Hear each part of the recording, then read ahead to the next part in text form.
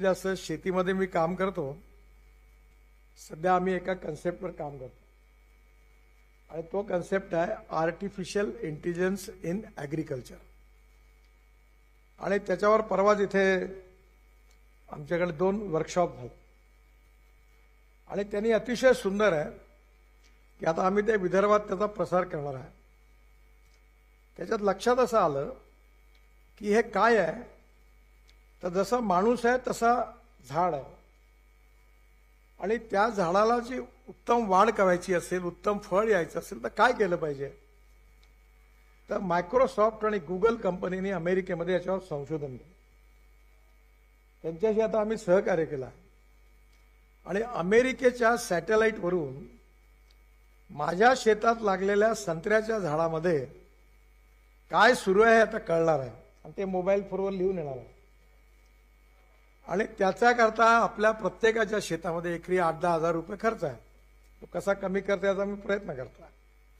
त्याच्यामध्ये एक मौसम विज्ञान जे हवामान शास्त्र आहे त्याचं एक छोटं स्टेशन आहे शेतामध्ये. जमिनीत पाण्याचा ओलावा किती आहे ते आहे आणि त्याची लिंक सॅटेलाईटशी आहे आणि सॅटेलाईटच्या लिंकवरून कळेल की आता झाडाला तहान लागली आहे, लगेच ड्रीप इरिगेशनने पाणी दिलं जाईल.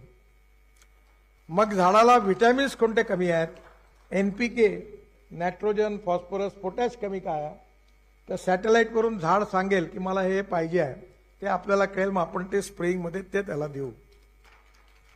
मग झाड सांगेल की मला पुढल्या 8 दिवसामध्ये हा रोग माझ्यावर येणार आहे, तो यायच्या आधी आपण त्याच्यावर औषध फवारू की तो रोग येणार नाही.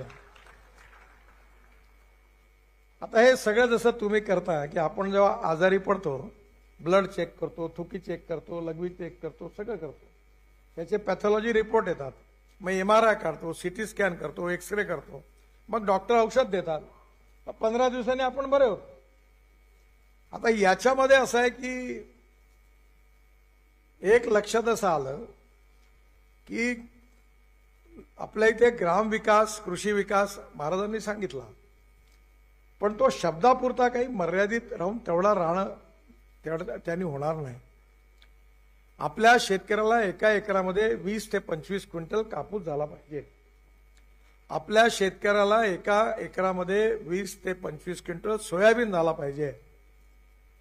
आपल्या इथे जगामध्ये व्हॅलेन्शिया म्हणून स्पेनमध्ये एक भाग आहे, संत्र्याकरता खूप प्रसिद्ध आहे जगात, आणि तिथे एका एकरामध्ये 340 संत्र्याची झाडं लागतात आणि आपल्या विदर्भामध्ये एका एकरात 100 झाडं लागतात.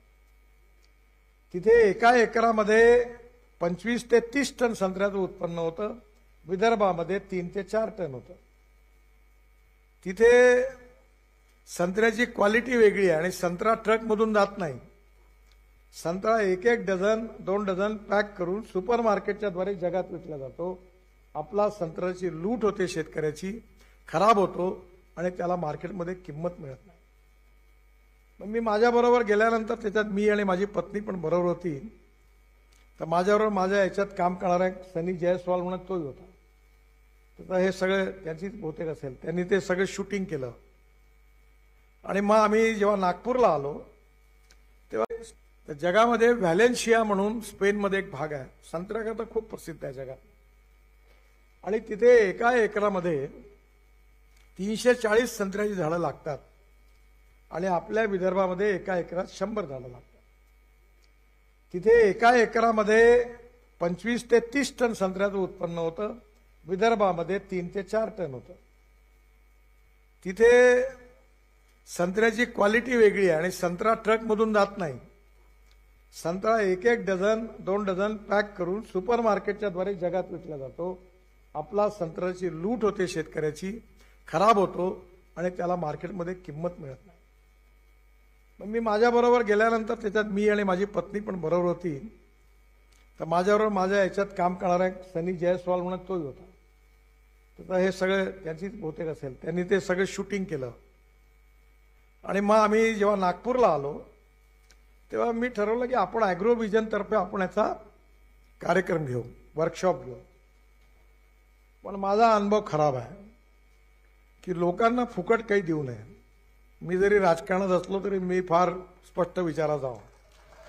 मी लोकांना सांगतो तुम्हाला गरज असेल तर मत देण्यात देऊ नका, काही फरक नाही पडत, पण मी हे करणार नाही, हे पाजणार नाही, ते खायला देणार नाही. तर मला लक्षात आलं ते म्हणलं 250 रुपये तिकीट लावा.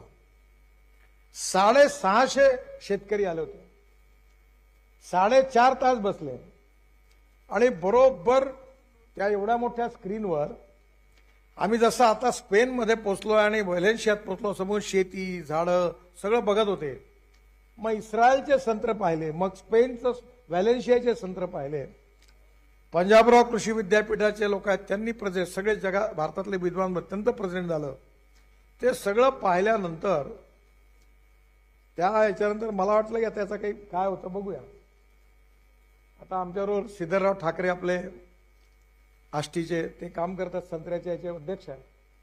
ते मला म्हणाले की काय करावानंतर आग लागली, नर्सऱ्या सुधारल्या, झाडाचं प्युमिंग कटिंग. आता सगळ्यांना लक्षात आलं की मी 30 टन संत्र कसा काढीन. त्यांना लक्षात आलं की ही टेक्नॉलॉजी आहे आणि त्या संत्र्यामध्ये जर आर्टिफिशियल इंटेलिजन्स लावलं तर संत्र्याचं उत्पादन वाढणार आणि उत्पादन वाढलं तर कृषी आणि ग्रामीण विकासाचं तुकडोजी महाराजांचं स्वप्न पूर्ण होणार. म्हणजे याच्यात एकात एक दुसऱ्यात दुसरं असं जुळलेलं आहे.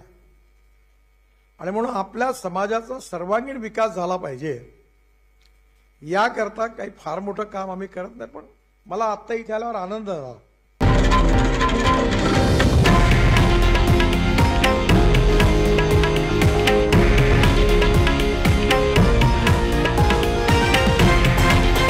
हे आहे देशातील नंबर 1 न्यूज नेटवर्क आणि आपण पाहत आहात TV9 मराठी, एकमेव.